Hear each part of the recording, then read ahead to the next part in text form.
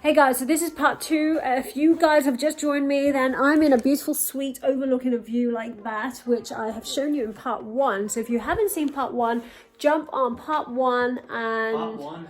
Yes, see that first because it will make sense. But what we're talking about here is how your relationships, any problems. So I had a Q&A I did on my Instagram recently, and people sent me, the question was, what problems are you having in your relationship? And let me help you. And I've dragged George here. He hates being on YouTube. Hey guys, yeah I do, but we're going through this. He's reading the questions off his phone. Yes. Okay.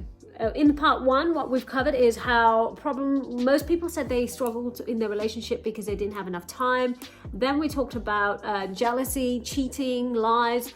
That's a big one, big topic. Religion. Oh yes, this came from a good person that I know in this. Ian, we like Ian. We like Ian. So if religion is a problem, now this is a good topic because This is deep. This is deep, yes. Topic. Because I, for one, have been through this, and it's ridiculous. Because obviously, me and George are not the same religion, and it doesn't really matter in the grand scheme of things. But if you come from an Asian culture or a strong religious culture, Asian Indian cultures are like super militant. There are some, and it could go across the board. Who else is super militant? What other cultures are really strict? Muslim. Indian, any Indian. When I say Indian and Asian, I mean like Muslim, Gujarati, Sikh. Yeah, I mean you've got Jews as well. Jews. Even like you get some really militant Catholics. Yeah. Every religion, you're always going to have militant people. So it's just when you're in a religion. So this problem is only going to happen. Coco's so cute. Just be back in the hand. So cute. Right. My baby, we're talking about some serious things here. Just listen. Okay, so religion is going to be a problem when you are from a religious family. So either your family, okay, so if you've stepped out, so I can imagine what's happened here. So this is what's happened. Someone is having a relationship with somebody in a different religion and it's causing havoc. Now, 2 ways to deal with this. Number 1, are you okay with having conflict in your family? Maybe your family will drop out with you. These are the worst case scenarios. Your family will not want to speak to you, or they won't want to speak to her. If it's your problem and you can deal with it, then it's easier. However, when it's the other person, if you can't deal with it, by the way, then you shouldn't do it. Because if you're like, oh no, I want to just try and convince my parents, look, honestly, work with the worst case scenario that they may never see it your way. And if you can't handle that, then you're not adult enough for this relationship, because it's childish to want your parents and your grandparents and your community to believe in what you believe, because they're not you. So stop looking for validation. It would be a major issue. George has luckily never had this problem, have you? No, luckily I haven't, but you're talking a first-hand experience here. She's been through it all. You've had many experiences like this. Yeah. In the past, haven't you, the stories? The stories. George likes all my stories in my past. Yeah, he's had a very easygoing life because he comes from his mom is religious, his dad wasn't, okay, so they're Christian. Me, I came from a religious Sikh family, which were militant, not religious, they're just psychopaths. And this applies to Muslim, they're crazy, Muslim, Sikhs, Hindus, any strong culture, they're just crazy people. They're not religious, they're just stupid, because religion really unites people on a front. If you really look at theology, and I have studied theology, then what it does is it brings people together. But when religion divides people, then we have a problem. What does happen in a religious scenario is cultures are different. So then you have to think, if you have kids with this person, what happens to them? If you're going to keep following a religion strictly, you cannot enforce it on somebody else. This is where a religion goes messy. And then you've really got to have that conversation. What's the future going to look like? It can be quite a tough dynamic, but ultimately, if you are not adult enough to deal with the consequences, don't do it. Now, if it's the other way around and they can't cope with it, then similarly, if you're with a partner, a girlfriend or a boyfriend who can't deal with it, then they have to grow a pair to be able to step away from the family. Both of you need to be independent from family validation. If you can't do that, it's not going to work. Someone just said yourself. Oh yeah, I don't get it. I have no idea what that means. Yourself. They're having problems with themselves. So clearly you're not working on yourself. Okay. You're not investing in yourself. Education, You're just staying static. Yeah, you need to read more, watch more inspirational stuff, some actual content you can work with and take tangible steps to achieve. Work on yourself. Easy. Yeah, and if you guys really want my direction on this is what I created the Millionaire Mindset Program for. Links below if you want to see a free program. webinar. Yes. You need to get on that. Yeah. Okay, next one. Next one, consistency. No, skip. Next question. Time together. Skip. Answered already. Workplace flings. Oh, this is funny.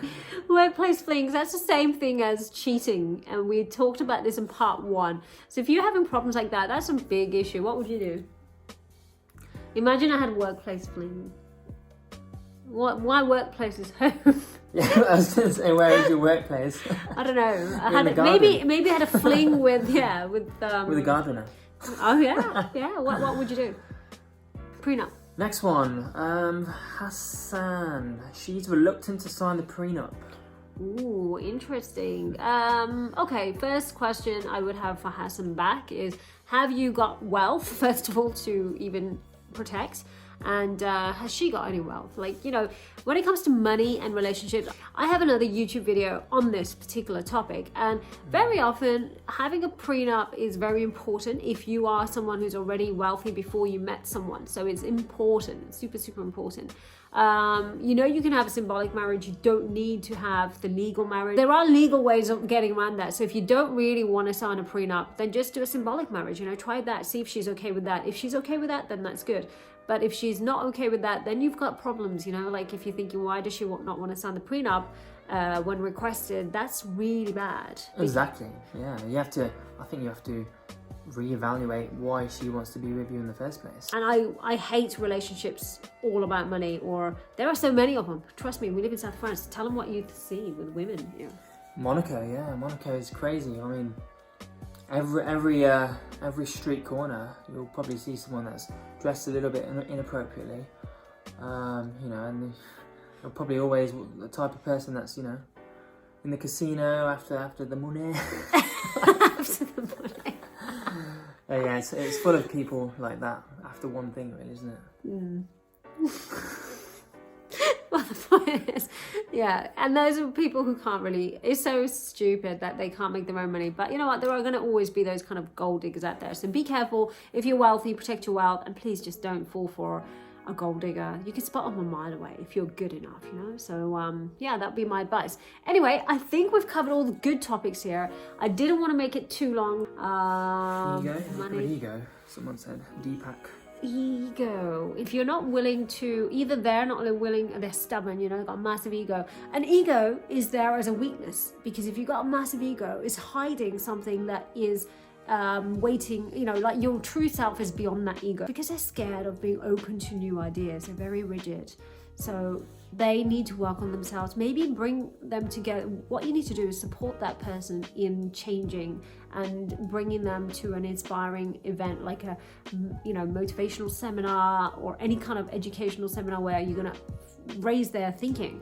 I think that's so powerful as a couple to do. Most people do it on their own, but I think you should definitely work on yourselves first and foremost and help each other. Would you say that's good?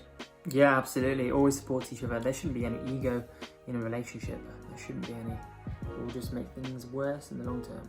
Yeah, I mean, it's a long term, it's a continuous process. It's not something you work on overnight and suddenly you're okay the next day.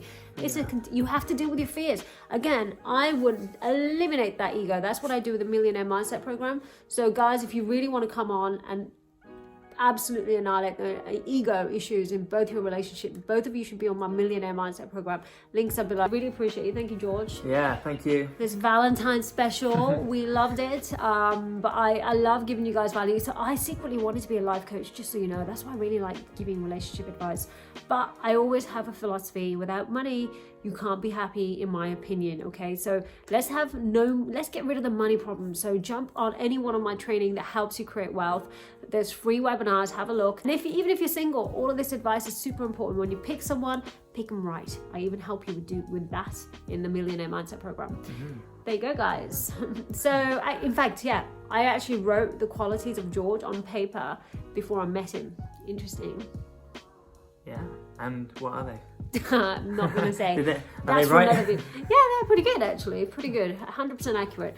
I didn't write everything, but I wrote most things. But anyway, so no, yeah, it's very interesting. So there you go, guys. See you in another video. Plenty more videos like this coming up. If you've got any questions for me that you want me to cover on a YouTube video, please put them in the comments. I look at those comments and I read them. So yeah, do that. See you in another video, guys. See you next time, guys. Don't forget to, what is it? Ring the bell. Yeah. Subscribe to Hither's channel. Yes. See you guys. Thank you. Bye.